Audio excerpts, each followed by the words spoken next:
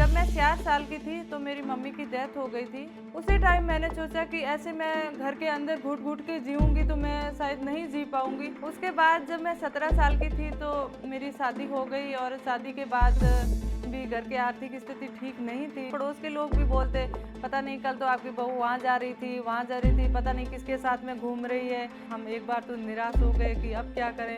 लेकिन फिर भी मैंने सोचा कि ये फैशन शो तो हम ज़रूर करेंगे। मैं तो अच्छी स्कूल से भी नहीं पढ़ी, अच्छा कॉलेज भी मैंने अच्छा कॉलेज के बारे में भी नहीं सोचा और सीधा हार्वर्ड यूनिवर्सिटी में।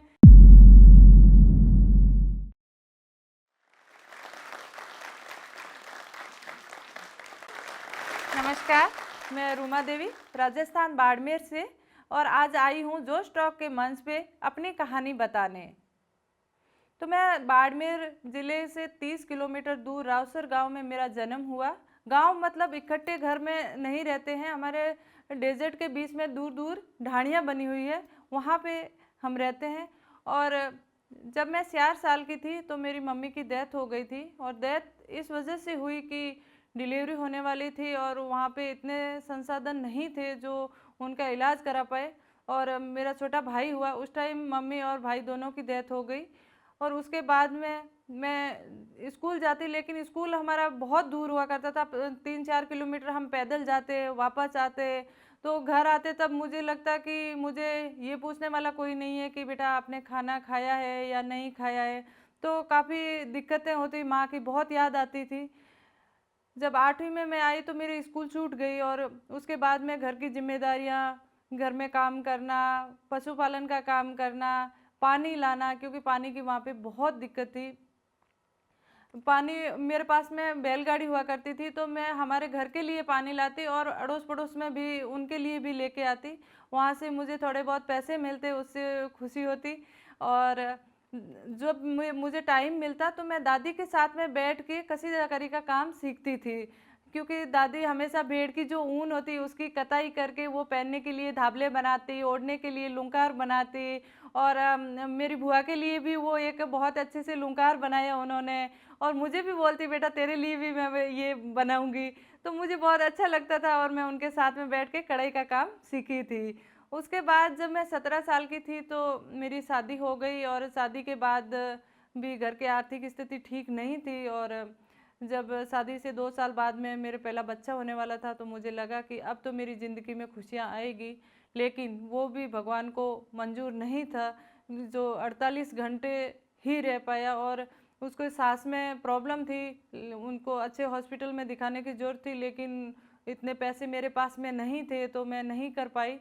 तो उस टाइम मुझे लगा कि अब ज़िंदगी में तो कुछ बचा ही नहीं है, पहले माँ को खो देना फिर बच्चे को खो देना। मैंने कहा अब ज़िंदगी में जी के क्या करना है, ऐसे गंदे गंदे विचार आ रहे थे। उसी टाइम मैंने सोचा कि ऐसे मैं घर के अंदर घुट घुट के जीऊँगी तो मैं शायद नहीं जी पाऊँगी। कुछ ऐसा काम करूँ जिससे मैं बिज़ी हो जाऊँ और मेरा मन बहल जाए और थोड़े बहुत पैसे भी मैं कमा सकूं। तो मुझे याद आया क्यों ना जो बचपन में बैठी दादी के साथ में जो कसीदाकारी का काम सीखा था उसी से कुछ करूं। क्योंकि पहले तो मुझे ऐसा लग रहा था कि मेरे पास में तो कोई डिग्री भी नहीं है, मैं पढ़ी लिखी भी नहीं हूँ, मैं करूँ तो क्या करूँगी, या तो किसी के घर में जाके झाड़ू पोछा कर लो या कंस्ट्रक्शन के काम पे जाओ, इसके अलावा तो कुछ ऑप्शन ही नहीं था वहाँ पे। लेकिन फिर मैंने सोचा कम पैसे मिलेंगे लेकिन मैं घर में बैठ के ही ये जो कसीदाकारी का काम है ये करूँगी तो मेरा मन लग जाएगा और इससे मेरे पैसे आएंगे तो उसको मैं बचा के रखूँगी। तो इसी सोच के साथ में मैंने कसीदाकारी का काम शुरू किया। मैंने उसी कढ़ाई को देख के मैंने कहा अब मैं बनाऊँगी इसका बैग। जो बहनें अपने मायके जाती है अपने कपड़े भर के लेके जाती है वो बैग बनाना शुरू करूँगी। वो सुई और धागे से मैंने काम तो शुरू कर दिया था, लेकिन उसकी जो स्टिचिंग सिलाई होती थी वो मशीन से होगी तो वो मैं कैसे कर पाती, क्योंकि मेरे पास ना तो मशीन थी और न ही मशीन खरीदने के लिए पैसे थे। तो मैंने हाथ से ही कुछ दिन काम किया और एक जब मैंने पहला बैग बनाया बहुत सुंदर बना और वो मेरा 70 रुपये में बिका था। वो 70 रुपये मेरे लिए बहुत ही मायने रखता था, क्योंकि मेरे पास में मेरे खुद के पैसे पहली बार आए थे और उन 70 रुपयों से मैंने और रॉ मटेरियल खरीदा, 4 बैग और बन जाएंगे मेरे। तो इसी हिसाब से मैंने वो काम शुरू किया, लेकिन दिक्कत यही थी कि मेरे पास में मशीन नहीं है। तब मैंने पड़ोस की बहनों से बात की कि मैं अकेली नहीं कर पा रही हूँ, आप अगर आप भी करना चाहते हैं कुछ काम तो अपन साथ में मिलके कुछ करते हैं। तो फिर हमने 10 महिलाओं का एक समूह बनाया, दीप देवल नाम से एक एसएचजी बनाया, उसमें 100 रुपये इकट्ठा करके एक सेकेंड हैंड मशीन खरीदी और वो मशीन हमारे पास में आई। हमें बहुत खुशी मिली कि अब हमारे पास में मशीन है। लेकिन दिक्कत यही थी कि अब हम 10 बहनें हो गई है, इतना काम कहाँ से आएगा। तो इधर उधर हमने काम की तलाश करनी शुरू की। जब हमने बैग बनाए और बैग को सेल करने के लिए हम घर से बाहर निकले तो लोगों ने काफ़ी ताने सुनाए, क्योंकि शुरुआत तो घर से ही होती है। घर के लोग भी बोलते कि पता नहीं ये क्या काम करेंगे, ये कर पाएंगे या नहीं कर पाएंगे, कल हमें ये सुनने को ही मिलेगा या और कुछ भी मिलेगा। तो इस सोच के साथ में पड़ोस के लोग भी बोलते, पता नहीं कल तो आपकी बहू वहाँ जा रही थी, वहाँ जा रही थी, पता नहीं किसके साथ में घूम रही है। तो ये सारे ताने घर वालों को भी भड़काने के लिए भी बोले जाते थे। लेकिन मैं सुनती थी, कभी मैंने ये उसके प्रति मैंने ध्यान नहीं दिया कि ये आज ऐसे ताने दे रहे हैं, कल अब मैं ये काम छोड़ देती हूँ। लेकिन मुझे ये लगा कि जब मैं तकलीफ में थी तब तो मुझे पूछने कोई नहीं आया था। आज मैं काम कर रही हूँ तो ये सब सुनने को मिल रहा है, लेकिन मैं मेरे काम पे ही ध्यान दूंगी, मैं किसी की और की बात नहीं सुनूंगी। उस टाइम मैंने वो बात नहीं सुनी और मैंने मेरे काम पे ही ध्यान दिया। लेकिन अब हम जो 10 महिलाएं थी, हमारे पास में काम भी था। कुछ कुछ बहनों को हमने बोला कि आप मशीन से काम करिए, कुछ को बोला कि आप हाथ का काम करिए। मैंने कहा मैं प्रोडक्ट सेल करने का सोचती हूँ। तो ऐसे करके हमने काम बांट लिया था, हमारा काम शुरू हो गया था। लेकिन दिक्कत यही थी कि अब हमारा काम था वो प्रोडक्ट ज़्यादा बन रहे हैं, लेकिन सप्लाई कम हो रहे हैं, हमारे पास में कस्टमर्स इतने नहीं हैं। तो उस टाइम हमने सोचा कि अब हमें कुछ और सोचना चाहिए जिससे हमें टाइमली काम मिले, ऑर्डर मिले। हम तलाश में ही थे। उसी टाइम हमें किसी ने बताया कि ग्रामीण विकास चेतना संस्थान है जो महिलाओं के लिए काम करी, अगर आप उनके पास जाओगे तो शायद आपको मदद मिल सकती है। तो हम 2-3 महीने इकट्ठे होकर वहाँ गए और जब वहाँ गए तो संस्थापक है विक्रम सिंह जी, उनसे जाके मिले कि हमारा 10 बहनों का समूह है और हम काम करना चाहते हैं, आप अगर इसमें कोई हमारी मदद कर पाए तो उनको पहले तो ऐसे लगा कि महिलाएं खुद आके काम के बारे में पूछ रही है, उनको यकीन नहीं हुआ था कि वास्तव में आप काम करना चाहते हैं। तो हमने कहा नहीं, हमें बहुत ज़रूरत है काम की और हम काम के लिए ही आए हैं, हम करेंगे। तो फिर उन्होंने हमें सैम्पलिंग का काम दिया और जब हम सैंपल बना के लेके गए तो उनको बहुत पसंद आए और हमें बोला कि ठीक है, आपने सैंपल तो अच्छे बनाए हैं लेकिन आपको हम 3 दिन का काम दे रहे हैं, आप ये करके लेके आइए। तो हमें बहुत ज़्यादा खुशी हुई थी कि हमें 3 दिन का ऑर्डर मिला था और हम वापस आके लगे थे काम में। और सुबह 10 बजे तक हम वापस गए तो विक्रम जी ने बोला, मैंने कहा आपसे काम नहीं होगा, 3 दिन का काम लेके गए, अभी वापस क्या देने आए हो। तो हमने कहा नहीं, हम पूरा बना के लेके आए हैं। तो ये कैसे पॉसिबल हो सकता है। मैंने कहा हमें इतनी खुशी थी कि हमने पूरी रात बैठ के काम किया और हम ये पूरा करके लेके आए हैं। तो उसके बाद में उन्होंने भी हमारी मदद की कि आप ऐसे करेंगे तो आपको ज़्यादा काम मिलेगा। लेकिन अब मेरे तो मन में यही आया कि हमारे पास में अब, पहले मैं अकेली थी, मेरे पास में थोड़े बहुत पैसे आए, फिर हम 1 से 10 हुए तो 10 के पास में काम आने लगा।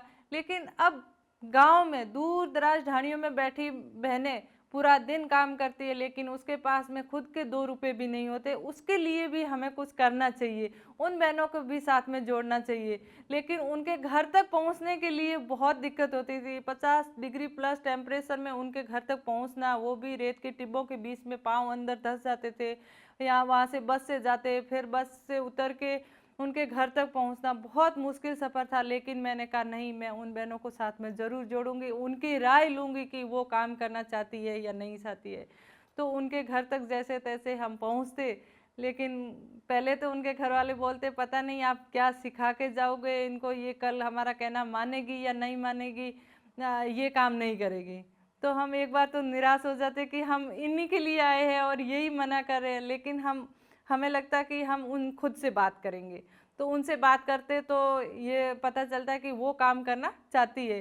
तो धीरे धीरे उनके घर वालों को समझाना शुरू किया कि आप यकीन करिए, हम इनको घर बैठे काम देंगे और लेके जाएंगे, इनको कहीं नहीं जाना पड़ेगा, ये घर का पूरा काम करेगी। जो भी इनको दिन में 2-3 घंटे टाइम मिलता है उसमें ये काम करके देगी। तो ऐसे करके कुछ बहनें हमारे साथ में जुड़ी और उनको देख के अड़ोस पड़ोस की और बहनें साथ में जुड़ना शुरू हुई। लेकिन अब फिर से दिक्कत यही थी कि इतने लोगों के लिए काम कहाँ से लेके आए।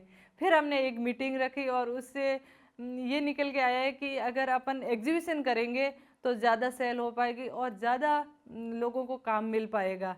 तो एग्जीबिशन होती कहाँ पे है? तो होती तो दिल्ली, बॉम्बे, मेट्रो सिटीज़ में एग्जीबिशन होती है, वहाँ पे लोग ज़्यादा खरीदते हैं। लेकिन हमने तो कभी बाड़मेर डिस्ट्रिक्ट मतलब हेडक्वार्टर नहीं देखा, तो दिल्ली जैसी जगह पे कैसे जाएंगे। लेकिन फिर भी मैंने कहा नहीं, ऐसा मौका मिला तो हम ज़रूर जाएंगे। तो दिल्ली से हमें एग्जीबिशन का एक मौका मिला, रफ़ी मार्ग पे हो रहा था। तो बहुत घबराहट थी कि हम उनसे कैसे बात करेंगे, क्योंकि हम तो सिर्फ मारवाड़ी आती है, हिंदी भी नहीं आती है, तो उन लोगों से कैसे बात करेंगे, वो हमारे जो प्रोडक्ट है पसंद करेंगे या नहीं करेंगे। और घर वाले, सबसे पहली बात ये थी कि घर वाले भेजेंगे या नहीं भेजेंगे इतनी दूर। तो ये सारी चिंताएं थी, लेकिन जैसे तैसे करके हमने घर वालों को राज़ी किया कि हम जाएंगे, एक बार आप हमें जाने दीजिए, मौका दीजिए, हम बहुत अच्छा काम करके आएंगे।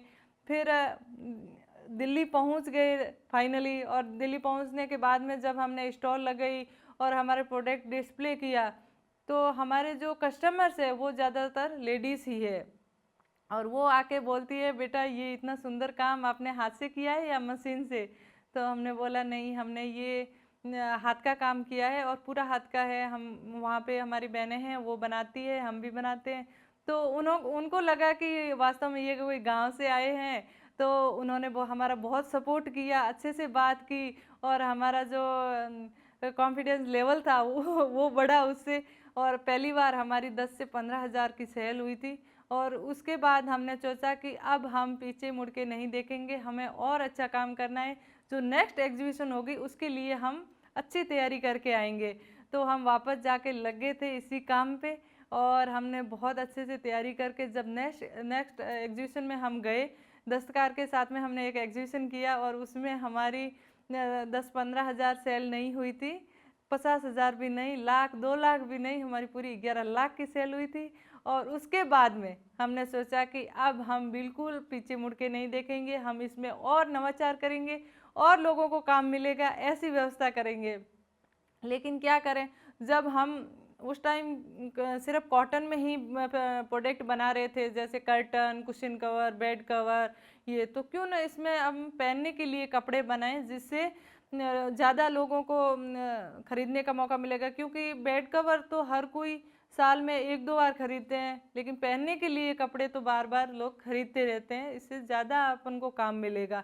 तो कौन सा कपड़ा यूज़ करें? फिर हमने देखा कि टसर सिल्क बहुत अच्छा चल रहा है, मूंगा मटका, चंदेरी, महेश्वरी, मंगलगिरी फैब्रिक, अलग अलग जगह से हमने फैब्रिक सोर्स किया और उसके साथ में हमने कुर्ते, दुपट्टे, साड़ीज़ बनाना शुरू किया। लोगों का बहुत अच्छा रिस्पॉन्स मिलना शुरू हुआ।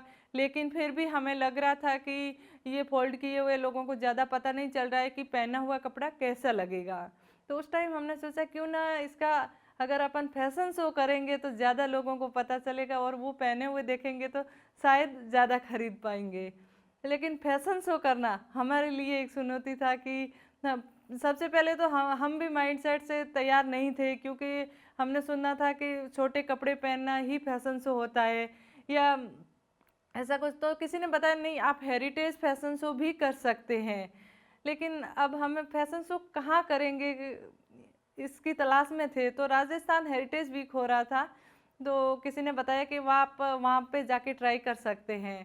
तो हम वहाँ पे गए, हमने हमारी बात रखी कि हमें फैशन शो करना है। तो वो हमारे सामने देखते हैं कि आप फैशन शो करेंगे, यहाँ पे तो बड़े डिज़ाइनर्स लोग आ रहे हैं, अवॉर्डीज है वो आ रहे हैं, आप कैसे फैशन शो कर पाओगे? तो हमने कहा नहीं, हमारी इच्छा है और हमारी बहनें बहुत सुंदर प्रोडक्ट बनाती है, अगर आप हमें एक बार मौका देंगे तो हम ये प्रयास ज़रूर करना चाहेंगे। तो वहाँ से हमें मौका मिला। लेकिन वास्तव में दिक्कत तो यही थी कि वहाँ पे बड़े डिज़ाइनर्स आ रहे हैं, वो कलर थीम के साथ में प्रोडक्ट लेके आ रहे हैं, हम कैसे बनाएंगे, कौन से कलर के साथ में थीम बनाएंगे और क्या कॉस्ट्यूम क्या डिज़ाइन करेंगे। तो हमने बड़े एनजीओ से भी मदद मांगी कि आप हमारी हेल्प करिए, हम नहीं कर पा रहे हैं। तो वहाँ से भी यही आया कि आप आर्टिजन हो, फील्ड का काम कर रहे हो वही आपके लेवल का काम है, आप ये डिज़ाइनरों का काम है, ये छोड़ दीजिए, आप जहाँ पे काम करें वही आपके लिए ठीक है। तो हम एक बार तो निराश हो गए कि अब क्या करें, लेकिन फिर भी मैंने सोचा कि ये फैशन शो तो हम ज़रूर करेंगे, जैसा भी होगा हमें एक बार मौका मिला, इसको हम ऐसे नहीं जाने देंगे। तो फिर हमने खुद ने ही इधर उधर से कॉस्ट्यूम डिज़ाइन का सोचा, नेट से निकाला और फिर कलर थीम भी बनाई जैसी हमसे बनी, लेकिन हमने वो प्रोडक्शन बनाया और वहाँ पे लेके गए। बहुत डर लग रहा था कि पता नहीं कोई पसंद करेगा या नहीं करेगा, लेकिन जब हमारे प्रोडक्ट रैंप पे आए वहाँ पे बड़े डिज़ाइनर्स थे जैसे बीबी रसेल, ब्रह्मन ठाकुर, हेमंत त्रिवेदी, अलमेंडा, वो सब खड़े होके तालियां बजा रहे हैं, साथ में ऑडियंस भी। तो मुझे लगा कि वास्तव में इतने सुंदर है क्या। जब उन्होंने शो ख़त्म होने के बाद में ऐसा बोला कि आपने तो इतने सुंदर प्रोडक्ट बनाए, एप्लिक में हमने तो कभी देखे भी नहीं है इतने सुंदर प्रोडक्ट बनते हैं। और नेक्स्ट टाइम हुआ ये कि वो 5 बड़े डिज़ाइनर्स बाड़मेर पहुँचे और वहाँ का कलेक्शन उन्होंने बनाया और सट्टा सोलो शो हमारा था नेक्स्ट शो में। तो उसी से वहाँ से शुरुआत हुई थी और उसके बाद में ट्राइफेड के साथ में मिलके हम पूरे इंडिया में ट्राइब्स आर्टिजनों के जो प्रोडक्ट है उसको प्रमोट करने के लिए अलग अलग स्टेट में फैशन शो ऑर्गेनाइज करवा रहे हैं। डिज़ाइनर ऑफ द ईयर का अवार्ड भी मैंने जीत लिया।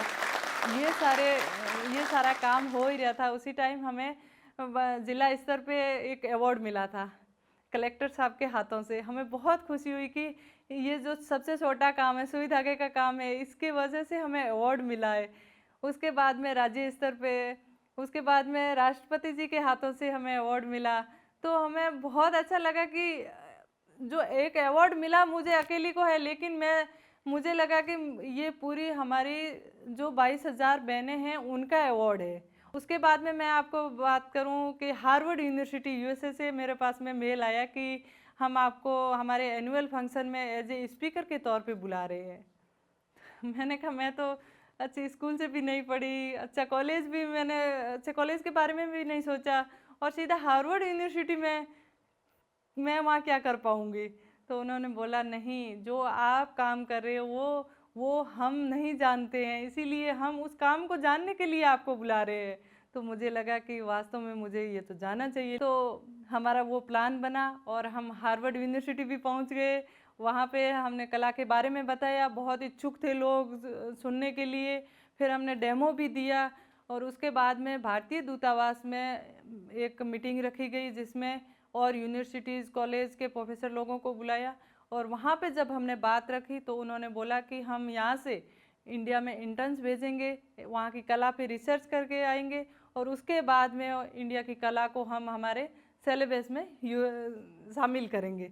तो मुझे बहुत खुशी हुई कि ये हमारी कला को यूएसए में भी वो अपने सिलेबस में शामिल कर रहे हैं। मैंने शुरुआत की थी सुई धागे से अपना करियर बनाने के लिए, लेकिन मेरे साथ साथ में 22,000 बहनों का भी करियर बन चुका है। इसी माध्यम से मैं आपको बताना चाहती हूँ कि आप और हम सब में कोई न कोई कला ज़रूर होती है, लेकिन देर इतनी है कला को पहचानने की। तो बिना देर किए हुए आप अपनी कला को पहचानिए, अपने हुनर को पहचानिए और शुरुआत करिए अपने करियर बनाने की। इस वीडियो के बारे में अपनी राय नीचे कमेंट सेक्शन में हमें बताएं और अपने दोस्तों के साथ ये वीडियो शेयर करना ना भूलें।